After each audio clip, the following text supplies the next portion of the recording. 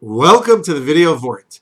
As winter is upon us and our first great storm is about to fall, we are reminded of the famous teaching of the Maharal, who says that the 4 seasons of the year correspond to 4 stages of life. Understandably, he says that fall corresponds to our older years.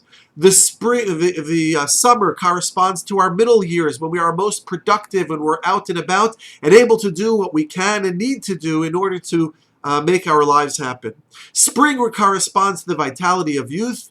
And now, somewhat counterintuitively, he says that winter corresponds to our childhood. How does winter correspond to childhood? I would have thought that winter is a time of dormancy, perhaps of death. There is no growth. The only green we see during the winter are the evergreens. And yet the Maharal says that winter corresponds to youth, to our childhood. Perhaps we can understand this in light of the famous Medrash. Medrash says, how did God create the world?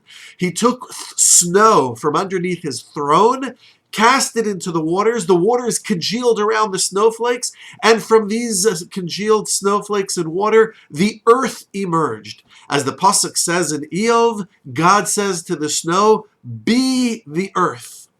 The Medrash clearly is saying that encapsulated in the metaphor of snow, in the experience of snow, is the creative force of the Ribbono Shel Olam, is the creative force of the universe itself. That in fact, snow corresponds to creativity, and the winter corresponds to the most powerful energy of life, God's creative force. Yes, the winter corresponds to our youth, because in our youth it is the time of greatest opportunity, of greatest hope. All the potential of life stands before us.